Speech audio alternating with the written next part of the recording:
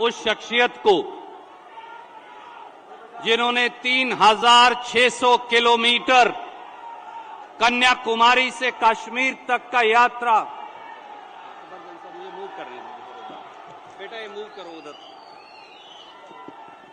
माननीय राहुल गांधी जी,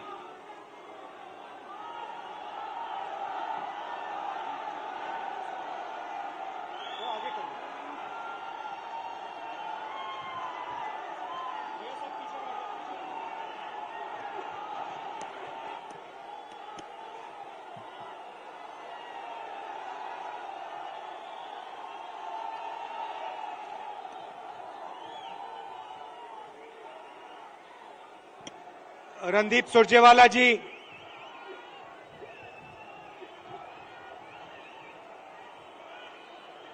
कमलनाथ जी, गोविंद सिंह जी, दिग्विजय सिंह जी, कमलेश्वर पटेल जी, जीतू पटवारी जी, तनखा जी, सुरेश पचौरी जी, कांतिलाल भूरिया जी, कुणाल चौधरी जी, स्टेज पे कांग्रेस पार्टी के वरिष्ठ नेता, हमारे प्यारे कार्यकर्ता, भाइयों और बहनों, मध्य प्रदेश के युवाओं, प्रेस के हमारे मित्रों, आप सबका यहां बहुत बहुत स्वागत। आप दूर दूर से आए हैं, इसके लिए दिल से बहुत बहुत धन्यवाद।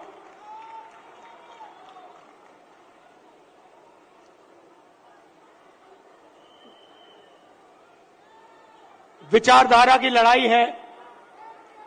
एक तरफ कांग्रेस पार्टी, दूसरी तरफ आरएसएस और बीजेपी, एक तरफ गांधी जी, दूसरे तरफ गोडसे।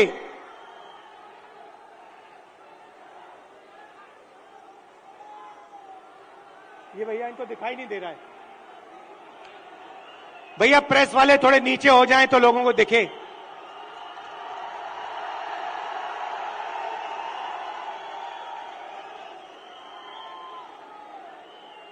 बात सही है, क्योंकि प्रेस वाले हमारी मीटिंग तो दिखाएंगे ही नहीं।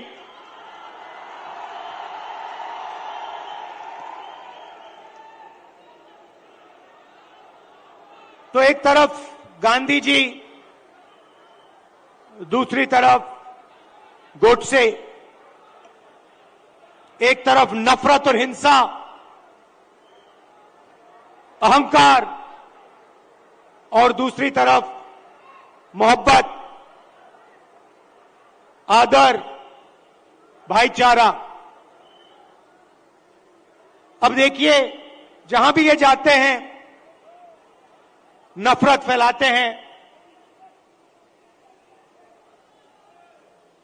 गुस्सा पैदा करते हैं।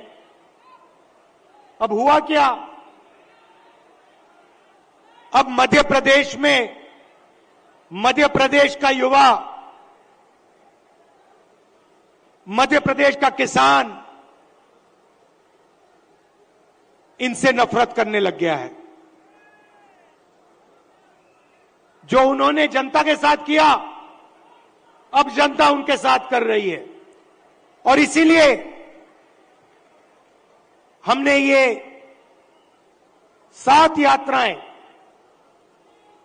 जन आक्रोश यात्राएं मध्य प्रदेश में निकाली हैं। इससे पहले भारत जोड़ो यात्रा में कन्याकुमारी से हम कश्मीर तक चले और मध्य प्रदेश से पैदल निकले। कमलनाथ जी कितने किलोमीटर चले थे हम यहां? नहीं, मध्य प्रदेश में टोटल कितने चले थे? नहीं, यात्रा कितने किलोमीटर चली थी? लगभग 180 किलोमीटर। हाँ, ये देखिए 370 किलोमीटर हमारी यात्रा मध्य प्रदेश में चली थी। किसानों से मिले, युवाओं से मिले, माताएं बहनों से मिले, मुझे सिर्फ 2-3 बातें कही। सबसे पहले, मध्य प्रदेश हिंदुस्तान में भ्रष्टाचार का सेंटर है, एपी सेंटर है। और जितना भ्रष्टाचार बीजेपी के लोगों ने मध्य प्रदेश में किया है, पूरे देश में ये नहीं किया है। बच्चों के फंड्स, मिड डे मील के फंड्स, स्कूल यूनिफॉर्म के फंड्स चोरी किए। महाकाल कॉरिडोर में बीजेपी ने पैसा चोरी किया। व्यापम स्कैम को आप सब जानते हो। 1 करोड़ युवाओं को इन्होंने नुकसान पहुंचाया। एमबीबीएस की सीट्स बेची जाती हैं और पेपर लीक किए जाते हैं। यह इनका राज है। दूसरी बात, किसानों ने अपनी बात बताई। किसानों ने कहा, और यहां आप सोयाबीन उगाते हो, आप इसको सबसे अच्छी तरह समझोगे कि हमें मध्य प्रदेश की सरकार सही दाम नहीं देती है। अब आप जाइए, छत्तीसगढ़ में जाइए, पास जाइए, दूर नहीं है। छत्तीसगढ़ जाइए और छत्तीसगढ़ के किसी भी किसान से आप पूछिए, छत्तीसगढ़ में धान के लिए किसानों को कितना पैसा मिलता है, कांग्रेस की सरकार कितना पैसा देती है। हमने वायदा किया था 2,500 रुपए धान के लिए दिए जाएंगे, और छत्तीसगढ़ में जो हमने वायदा किया वो हमने वायदा पूरा करके दिखा दिया। मध्य प्रदेश में कर्जा माफी का वायदा किया, छत्तीसगढ़ में किया, राजस्थान में किया, कर्नाटक में किया। हर स्टेट में हमने कर्जा माफी की थी। यहां पे कमलनाथ जी कर्जा माफ करवा रहे थे, और यहां आपको धोखा देके आपकी सरकार को बीजेपी वालों ने चोरी की। सही बात है।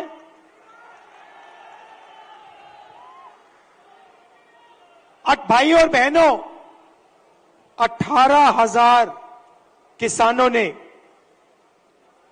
यहां पे पिछले 18 साल आत्महत्या की है।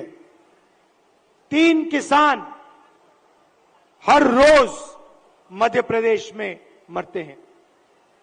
ये इनकी सरकार है। क्यों? क्योंकि ये चुने हुए लोगों के लिए काम करते हैं। पहली बार हिंदुस्तान की हिस्ट्री में पहली बार किसान टैक्स दे रहा है। इन्होंने जीएसटी लागू की और 5 कानून लाए, काले कानून, किसानों को दबाने के, खत्म करने के कानून। हिंदुस्तान के सारे किसान इनके खिलाफ खड़े हो गए। नरेंद्र मोदी जी कहते हैं किसानों के फायदे के लिए मैं ये कानून, काले कानून लाया हूं। अगर किसानों के फायदे के लिए कानून लाए तो किसान सड़क पे क्यों उतरे हैं?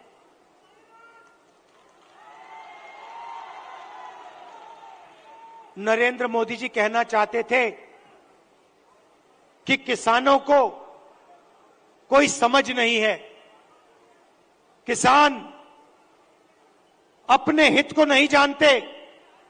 नरेंद्र मोदी कहना चाहते थे कि हिंदुस्तान के 2-3 अरबपति अदानी जी किसान को फायदा पहुंचाने के लिए काम करते हैं। भाइयों और बहनों, आप कर्नाटक जाइए, राजस्थान जाइए, छत्तीसगढ़ जाइए, हिमाचल जाइए, हमारी सरकारें गरीबों के लिए, कमजोर लोगों के लिए काम करती हैं। कर्नाटक में हमने 5 गारंटी दी, गरीबों के लिए, महिलाओं के लिए, किसानों के लिए। आप जाइए, कर्नाटक में जाइए, कर्नाटक की महिलाएं बस में जाने के लिए 1 रुपया नहीं देती हैं, मुफ्त में घूमती हैं। कहीं भी जाना हो कर्नाटक में, कर्नाटक की महिलाएं फ्री में जाती हैं। हर महीने उनके बैंक अकाउंट में सीधा पैसा आता है, सरकार पैसा देती है। छत्तीसगढ़ में जाइए, किसानों का कर्जा माफ किया, किसानों को सही दाम दिलवाते हैं। राजस्थान में जाइए, स्वास्थ्य के बारे में पूछिए, मुफ्त में वहां पे दवाई मिलती है। 15 लाख रुपए का वहां पे फ्री में इलाज होता है।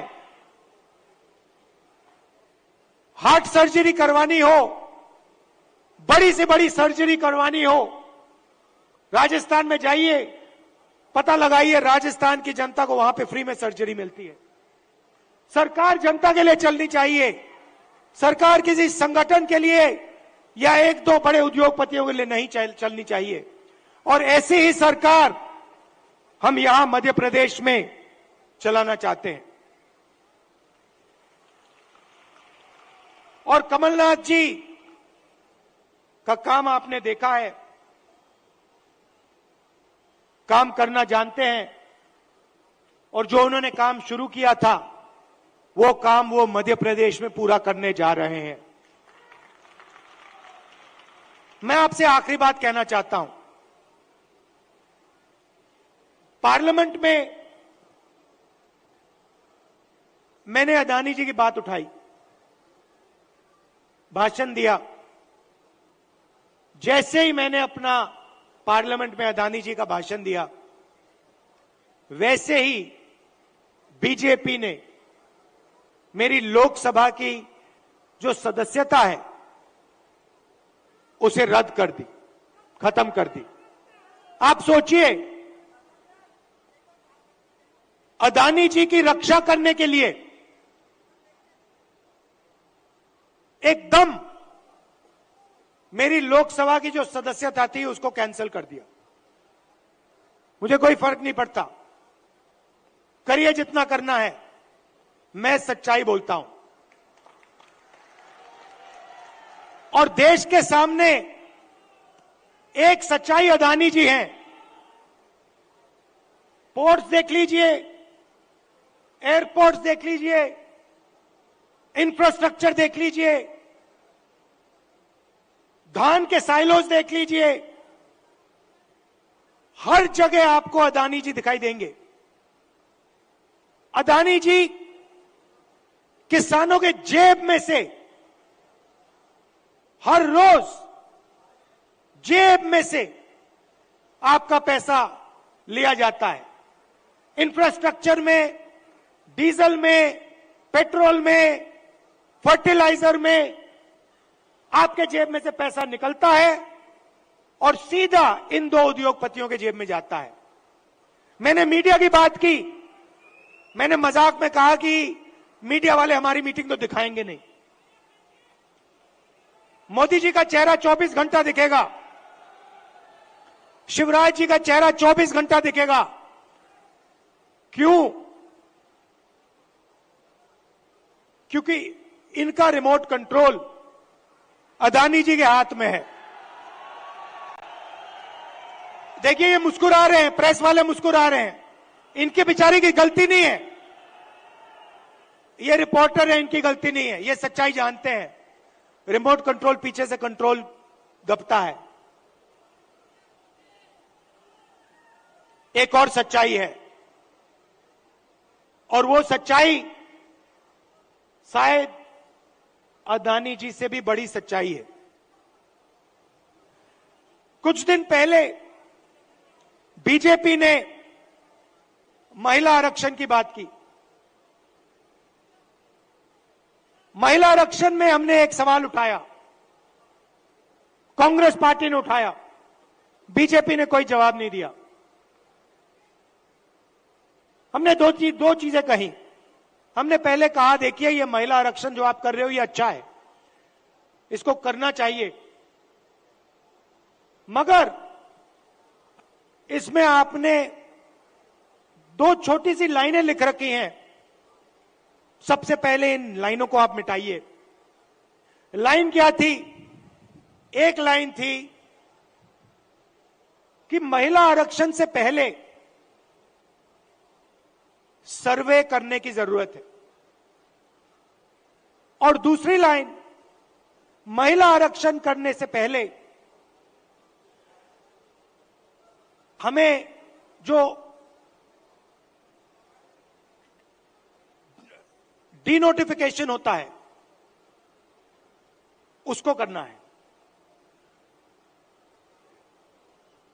इससे क्या होगा? इससे महिला आरक्षण 10 साल बाद होगा, आज नहीं होगा। तो हमने कहा पहले ये दो लाइनों को आप बदलिए, और उसके बाद हमने और भी गहरी चीज कही और सवाल पूछा कि महिला आरक्षण में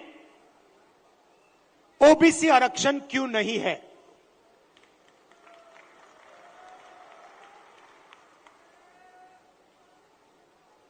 ओबीसी आरक्षण महिला आरक्षण में आपने क्यों नहीं दिया? नरेंद्र मोदी जी, आप कहते हैं कि आप ओबीसी के लिए काम करते हैं, आप ओबीसी के नेता हैं, तो आपने महिला आरक्षण के अंदर के बीच में ओबीसी आरक्षण क्यों नहीं किया? अब भाषण से पहले मैंने आंकड़े देखे और मैं हैरान हो गया। भाइयों और बहनों, नरेंद्र मोदी कहते हैं कि बीजेपी में ओबीसी के एमएलए और एमपी हैं। सबसे पहले कांग्रेस के तीन चीफ मिनिस्टर ओबीसी हैं, ये याद रखिए आप। हमारी 4 सरकारें हैं, 3 हमारे ओबीसी चीफ मिनिस्टर हैं। दूसरी बात, आप पार्लियामेंट में, विधानसभा में चले जाइए और बीजेपी के किसी भी एमएलए से पूछ लीजिए, एमपी से पूछ लीजिए, आपसे कुछ पूछा जाता है क्या? जब कानून बनाए जाते हैं आपसे कुछ पूछा जाता है? आपको कहेंगे भैया हमारे से कुछ कोई नहीं पूछता। कानून आरएसएस वाले लोग बनाते हैं, कानून अफसर बनाते हैं, कानून बीजेपी के एमएलए और एमपी नहीं बनाते। सच्चाई भाइयों और बहनों एक और है। सच्चाई यह है कि हिंदुस्तान को 90 अफसर चलाते हैं। कैबिनेट सेक्रेटरी और secretary of government of India Hindustan की सरकार को चलाते हैं। 90 लोग ये कानून बनाते हैं, ये निर्णय लेते हैं पैसा किधर जाएगा, कितना पैसा कहां जाता है। अब मैं आपसे सवाल पूछना चाहता हूं, बीजेपी के 10 साल से सरकार है, 90 अफसर सेक्रेटरी हिंदुस्तान को चलाते हैं। मैं हिंदुस्तान के सब ओबीसी से पूछना चाहता हूं, नरेंद्र मोदी जी कहते हैं आपकी भागीदारी है हिंदुस्तान की सरकार में, मध्य प्रदेश की सरकार में। आप मुझे बता दो, आपका ध्यान इधर उधर करते हैं। दूसरा सवाल आपसे पूछता हूं, हिंदुस्तान की सरकार का बजट लाखों करोड़ रुपए का बजट है। मैं आपसे पूछता हूं, ये जो 3 ओबीसी अफसर हैं, इनकी भागीदारी कितनी है? ये बजट पे कितने रुपए पर निर्णय लेते हैं, मुझे बता दो। मैं आपको बताता हूं, तकरीबन 45 लाख करोड़ रुपए का बजट है। आप मुझे बताओ, ओबीसी अफसर कितने रुपए पर निर्णय लेते हैं, मुझे बता दो। नरेंद्र मोदी जी की ओबीसी की सरकार है, सब शांत, किसी को नहीं मालूम। क्यों? ये आपको नहीं बताना चाहते हैं, आपकी सच्चाई आपको नहीं बताना चाहते। सच्चाई भाइयों और बहनों ये है कि हिंदुस्तान के पूरे बजट में 5% की भागीदारी ओबीसी के अफसरों के हाथ में है। ओबीसी अफसर 3 हैं 90 में से, और 5% बजट को कंट्रोल करते हैं। यह है नरेंद्र मोदी जी का काम। नरेंद्र मोदी जी ओबीसी की सरकार नहीं चलाते हैं। नरेंद्र मोदी जी का काम जो आरएसएस ने उनको दिया है, आपका ध्यान इधर उधर करने का है, नफरत फैलाने का है, हिंसा फैलाने का है। अगर सचमुच में नरेंद्र मोदी जी ओबीसी के लिए काम करते थे तो 90 में से 3 अफसर ओबीसी के कैसे हैं? 3-4 साल पहले एक भी अफसर नहीं था ओबीसी का। हिंदुस्तान को तो ये चलाते हैं। शिक्षा में कितना पैसा जाएगा, स्वास्थ्य में कितना पैसा जाएगा, नरेगा कैसे बनेगा, भोजन का अधिकार कैसे डिजाइन होगा, ये तो ये 90 अफसर निर्णय लेते हैं। भाई और बहनों, ओबीसी की सरकार नहीं है। और देखिए, जैसे ही मैं ये बात कहता हूं, आप नोट करना, आज मैंने यहां खुले में यह बात बोली है, ये सारे के सारे टीवी कैमरा बंद हो जाएंगे।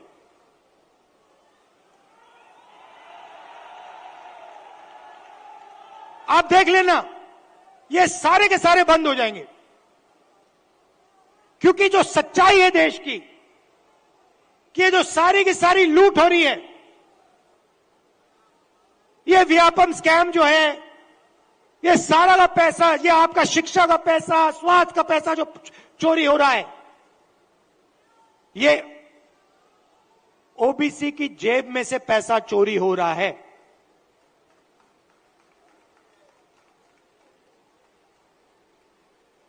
ये मैं आपसे कहना चाहता था, इसको आप मत भूलिए। सबसे जरूरी चीज, जैसे कमलनाथ जी को चोट लगी, आपको चोट लगी, सुना है, लगी ना? कमलनाथ जी यात्रा में निकले, रथ पे, रथ के कोने पे खड़े थे, बहुत भारी भीड़ थी, धक्का लगा, घुटने में चोट लगी। कमलनाथ जी जैसे ही आप अस्पताल गए, पहला काम क्या हुआ? डॉक्टर ने पहला काम क्या किया, बताइए?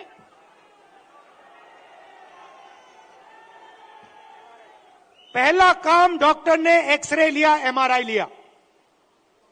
उसके बाद डॉक्टर ने कहा, हां, घुटने में यह प्रॉब्लम है।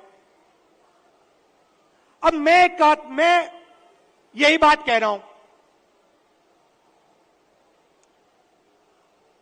सब लोग कहते हैं हिंदुस्तान में ओबीसी है, दलित है, जनरल है, आदिवासी हैं, मगर जब हम सवाल पूछते हैं ओबीसी कितने हैं, जनरल कितने हैं, दलित कितने हैं, आदिवासी कितने हैं, कोई जवाब नहीं दे पाता। देखो, मैं पूछता हूं, भैया ओबीसी कितने हैं हिंदुस्तान में? कोई नहीं दे सकता। तो मैं ये कह रहा हूं कि अब वो समय आ गया है कि हमें हिंदुस्तान का एक्सरे करना है। यह पता लगाना है कि अगर 90 अफसर हिंदुस्तान को चला रहे हैं और उसमें से 5% भागीदारी ओबीसी को मिल रही है, तो क्या ओबीसी की आबादी 5% है क्या? हो ही नहीं सकता। तो अगर उनकी आबादी 5% नहीं है, अगर उनकी आबादी 50% है, तो उनका 5% बजट पे कंट्रोल क्यों है? उनका 50% बजट पे कंट्रोल क्यों नहीं है? अब जब मैं ये सवाल उठाता हूं, बीजेपी के लोग कांपने लग जाते हैं, नरेंद्र मोदी जी भाग जाते हैं, अमित शाह जी कुछ और कहते हैं, हिंदू मुस्लिम कहेंगे, नफरत फैलाने की कोशिश करेंगे।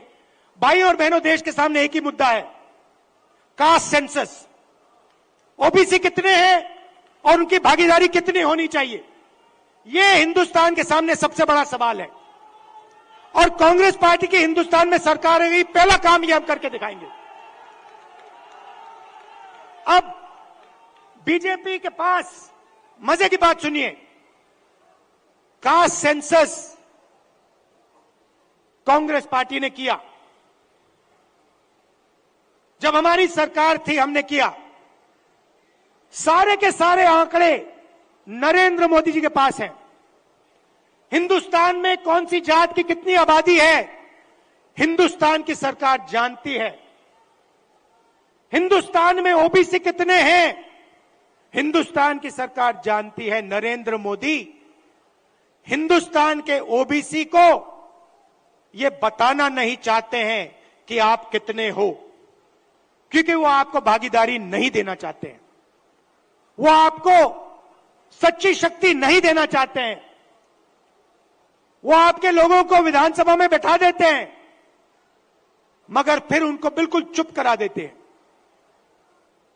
हम चाहते हैं कि सबकी भागीदारी हो, किसानों को सही दाम मिले। ये सबका हिंदुस्तान है, 2-3 उद्योगपतियों का नहीं है। इसीलिए हमारा पहला काम कास्ट सेंसस होगा, और जैसे ही हमारी सरकार आएगी हम देश को बता देंगे इस देश में कितने ओबीसी हैं, कौन से कितने जात की आबादी है। ये अगर हमें सचमुच में हिंदुस्तान की जनता को शक्ति देनी है, तो जैसे कमलनाथ जी का एक्सरे हुआ था, एमआरआई हुई थी, वैसे ही हम हिंदुस्तान का एमआरआई, हिंदुस्तान का एक्सरे करा के देंगे। आप सबका दिल से बहुत बहुत धन्यवाद। नमस्कार, जय हिंद। राहुल गांधी, बहुत बहुत धन्यवाद। सबसे पहले राहुल जी का मेरा निवेदन है सबसे कि 2 मिनट ये स्वाति शिक्षक भी आए और यहाँ पे पार्षद। एक और बात, कमलनाथ जी ने मुझे याद दिलाया। देखिए, कमलनाथ जी ने यहां पे 27% रिजर्वेशन ओबीसी को दिलवाया था, कानून पास किया था, और बीजेपी के लोगों ने पीछे से उसे रद्द किया। अब मैं पार्षदों से निवेदन करूंगा कि बड़ी माला से माननीय राहुल गांधी जी का स्वागत करें। सभी पार्षद आगे आ जाए पोलाय नगर के, और एक किताब का विमोचन जो भारत जोड़ो यात्रा पे है,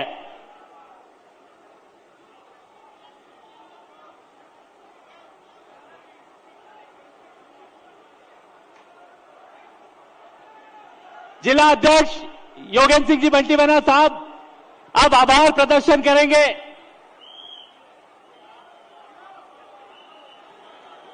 जन आक्रोश यात्रा में सम्मिलित होने पधारे हमारे नेता आदरणीय राहुल गांधी जी, आदरणीय कमलनाथ जी, आदरणीय सुरजेवाला जी, आदरणीय दिग्विजय सिंह जी, आदरणीय गोविंद सिंह जी, मंच पर उपस्थित सभी प्रदेश से आए वरिष्ठ नेतागण, मैं आप सबका आभारी हूं। साथ ही इस सभा को सफल बनाने के लिए पधारे हमारे बीच में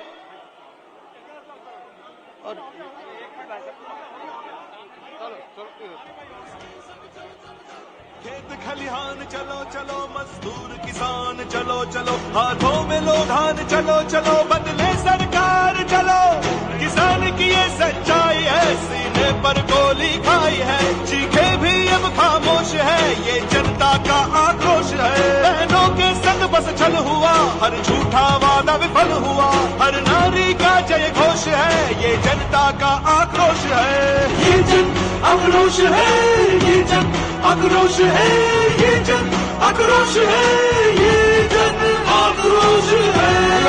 हेलो, आभार आभार